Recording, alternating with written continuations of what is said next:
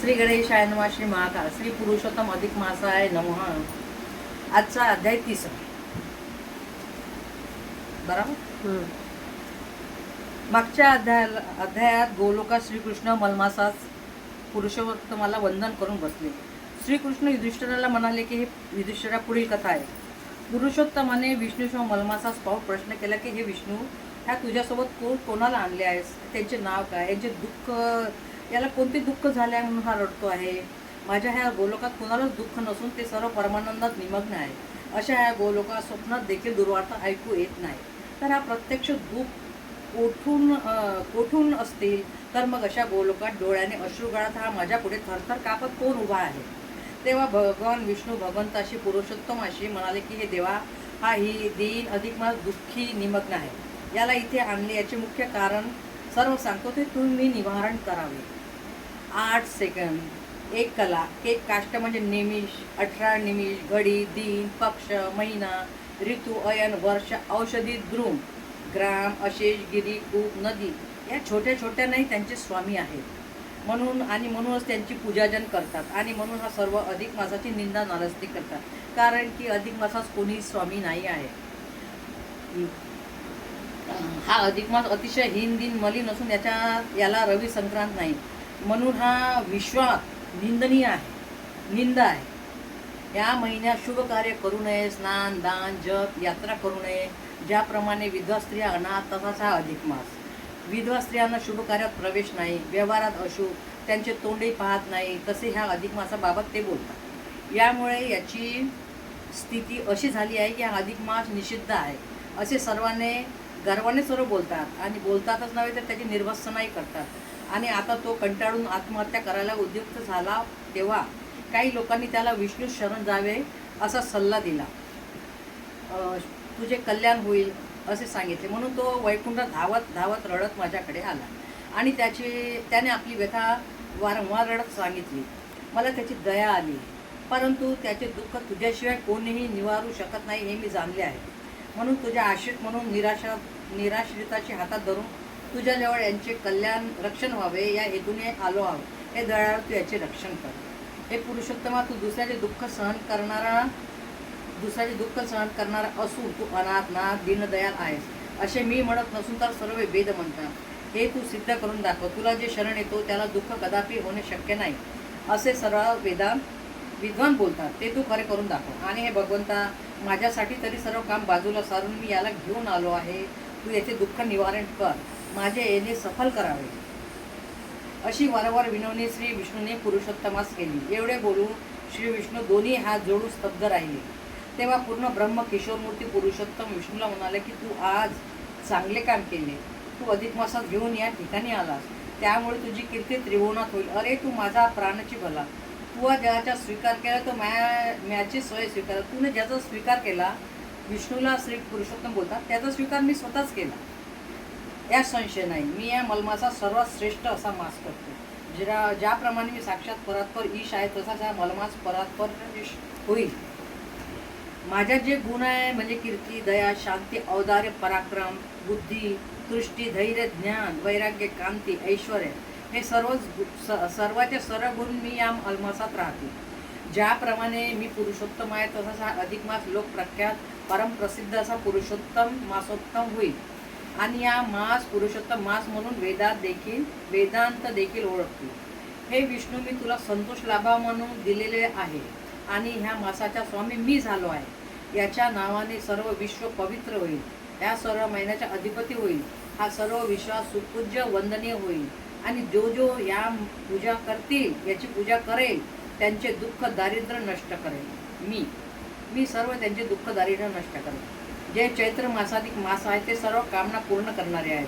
त्यांच्या व्रतांनी मोक्ष प्राप्त कधीच होत नाही, परंतु या मलमासात माझ्यासारखा मी करून टाकतो, तो मोक्ष प्राप्त करून देईल. सकाम निष्काम जो मनुष्य या अधिक मासात पूजन करेल, त्यांचे कर्म व अकर्म जाळून भस्म करेल. जो या मृत्यूलोकात नेहमी पुरुषोत्तम मासाचे पूजन करेल तो सौभाग्य भोगून शेवटी त्याला गोलोक प्राप्त होईल. ज्या गोलोकाची प्राप्तीसाठी महापुरुष ब्रह्मचर्य व्रत, संन्यास आणि आणखी काही उपायाचा अवलंबन करतात, ते सर्व उपाय म्हणजे पंचाग्नी साधन, निरीक्षण, काही फलपत्र खाऊन तर काही वायूवर काही धूम्रपान तर काही इंद्रियांना जिंकण्यात मग्न असतात, काही क्रोधांना जिंकून तर काही थंडी ऊन यास काही पावसात भिजून तुझ्या प्राप्तीसाठी नानाविध दुःख सहन करतात, तरी पण माझ्या परमपदास केव्हाही येऊ शकत नाही. हा मलमास सर्व साधनाहून हा मास श्रेष्ठ आहे. सर्व कामात सिद्धदायक हा मास आहे. परमेश्वर प्राप्तीचे अनेक साधने आहेत, नवविधा भक्ती आहे, बरं सांगितलेले काही साधने आहेत, परंतु फक्त मलमास हा सर्वश्रेष्ठ असून सर्व कामार्थ सिद्धदायक आहे, कारण त्यांचा स्वामी पुरुषोत्तम आहे, म्हणून त्याची भक्ती करावी. या महिन्यात स्नान दान जपादी जे सत्कर्म सांगितले आहे ती करावे. ज्याप्रमाणे चांगल्या भूमीमध्ये धान्य पेरले असतात त्याची कितीतरी पटीने धान्य वाढून मिळते, तसेच ह्या मासात सत्कर्म केले असता कितीतरी पटीने पुण्य प्राप्त होते. चातुर्मासात यज्ञ केल्यामुळे स्वर्गभूमी ते जातात, परंतु भोग भोगून ते परत येतात, म्हणून म्हणतो की यज्ञ यागाचे पुण्य हे नाशवंत आहे. स्वर्ग भोग भोगताच संपताच पुन्हा भूतळी येतात, परंतु तसा प्रकार येथे नाही. हे खरोखर नाशरहित आहे, परंतु दामोदरा परमादरे पुरुषोत्तमाचे पूजन केले तरच हे प्राप्त होणे शक्य. माझ्या पूजनाने स्वकुळाला उद्धारून माझ्या प्रती येईल, म्हणजे गोलोकात, आणि तो पुन्हा मृत्यूलोकात जाणार नाही. त्याला आधी व्याधी दुःख याचा स्पर्श कधीच होणार नाही. भगवंताचे स्थान जे की तिथे गेल्यानंतर मनुष्य पुन्हा परत गोलोकात जात नाही, असं मी सांगत नाही तर वेद सांगतात. मग ते कसे बरे खोटे असेल. मी आता अधिक मासाचा स्वामी झालो असून या मासाला चैत्रादी सर्व मासाचा राजा केला आहे. मी माझे नावही या मासास दिले असून त्याला माझ्यासारखाच केला आहे, म्हणून यांच्या भक्ताची चिंता व्हायचे कामही माझे आहे व त्याच्या मनोकामना पुरविण्याचे काम माझेच झाले आहे.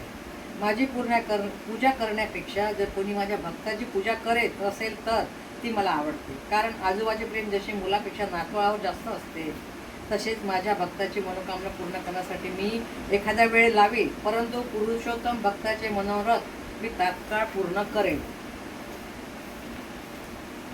हे महामूर्ख मानव देह धारण करून पुरुषोत्तम मासात स्नान दान जपादी काही सत्कर्म करणार नाही, ते महादुष्ट दुर्भाग्य दुसऱ्याच्या भाग्यावर जगणारे होते.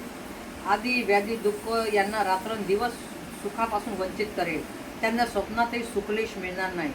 ससांच्या शिंगाप्रमाणे ते अलभ्य होईल. हा अधिक मास मला प्रिय असून जो त्याचा तिरस्कार करेल त्यांना अनंत घोर यातना भोगावी लागतील. जे दर 3 वर्षांनी येणाऱ्या अधिक मासाला धर्मकर्मादी सांगितल्याप्रमाणे आचरण करणार नाही किंवा ते मनातही आणणार नाही, ते मरेपर्यंत सतत प्रपंचात राहून महादुःखे भोगत बसतील आणि शेवटी कुंभीपाक नावाच्या नरकात पडून तेथेच विलीन होतील. हा माझा पुरुषोत्तम मास पुण्यतम श्रीमान विशेष असून ज्या व्यक्तीला त्याचे ज्ञान नाही ते सुख कसे बरे प्राप्त करून घेईल. ज्या स्त्रिया सौभाग्यादी सुखाकरता स्नान दान जपादी भक्तिभावाने या पुरुषोत्तम मासात करतील त्या स्त्रियांना सौभाग्य पुत्र संतान सर्व इत्यादी मी देईन. आणि जो कोणी माझ्या हा पुरुषोत्तम मास सत्कर्म विना वाया घालवेल त्याच्या पती पुत्र बंधू वित्त इत्यादीच्या नायनाट मी करेल नाश करेल. म्हणून ह्या मासा सर्वत्व भावे सर्वही दान स्नान जपादी करावे. मी काही असे सांगत नाही की अमुक द्यान द्या तमुक द्यान, हे तुमच्या शक्तीनुसार द्यावे, परंतु अवश्य द्यावे. त्यामुळे मी ईश्वर साक्षात परमेश्वर त्याला प्रसन्न होतो. ईश्वराचं हे सांगणं आहे ज्याची जी परिस्थिती आहे त्या अनुसार दान करावे, त्याने त्या अनुसार आचरण करावे. असं नाही की प्रत्येकाने तुपाचाच दिवा लावावा.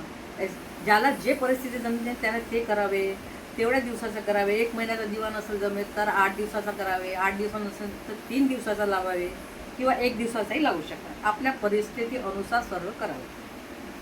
जे माझ्या पुरुषोत्तम मासात मनोभावे पूजा करील तो भूतलावरील सर्व भोग भोगून गोलोकात निवास करेल. हे विष्णू आजपासून माझ्या आज्ञेप्रमाणे या मासाचे पूजन जन निश्चयाने करतील. हे रमाकांता, तू आता काही चिंता करू नको. तू आता याला घेऊन वैकुंठात जा. की भगवंताने एकूण चक्रपाणीच आनंद झाला आणि नमस्कार करून मलमासाला गरुडावर बसून वैकुंठात गेले. तेथे त्यांनी मलमासाला राहण्यासाठी स्वतःच्या जवळचे स्थान दिले. त्या ठिकाणी तो मलमास ते पाहून खूपच आनंदित झाला आणि सर्व मासाचा अधिपती होऊन वैकुंठातच राहिला.